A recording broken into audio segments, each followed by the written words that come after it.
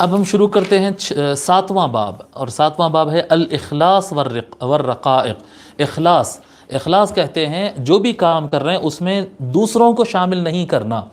جو بھی کام کرتے ہیں اس میں دوسروں کو شامل نہیں کرنا، اور نیت صرف اللہ کی رہنا، یعنی انٹینشن، جو اچھا کام کرنے جا رہے ہیں، نماز پڑھ رہے ہیں، روزہ رکھ رہے ہیں، صدقہ خیرات کر رہے ہیں، جو بھی کر رہے ہیں تو اس میں انٹینشن، نیت میں صرف اللہ کو راضی کرنا مقصود ہونا چاہیے، اس کو بولتے ہیں اخلاص۔ اگر کوئی اور بھی مقصد ساتھ میں آ جائے تو پھر وہ اخلاص باقی نہیں رہتا۔ جیسا میں مسجد کو چندہ دے رہا ہوں تو اللہ تعالیٰ خوش ہوگا، ساتھ میں جو ہے ہمارے محلے کے لوگ بھی ذرا، وہ لوگ کو بھی اچھا لگے گا، تو اگر وہ لوگ کو بھی اچھا لگے گا، اگر یہ ذہن میں ہے تو یہ اخلاص میں کمزوری آ گئی۔ کچھ لوگ تو ایسے ہوتے ہیں کہ بس پبلک کو خوش کرنے ہی دیتے ہیں، جی صدقہ خیرات کر رہے ہوں یا نماز پڑھ رہے ہوں، کچھ اچھے کام کر رہے ہیں تو وہ صرف اور صرف لوگ کو دکھانے کے لیے کرتے ہیں، وہ تو پوری طریقے سے ریا ہو گیا، وہ تو گناہ ہو گیا۔ لیکن اگر کوئی اچھی نیت سے اللہ کو راضی کرنے کے لیے بھی کر رہا ہے، اور ساتھ میں کسی اور بھی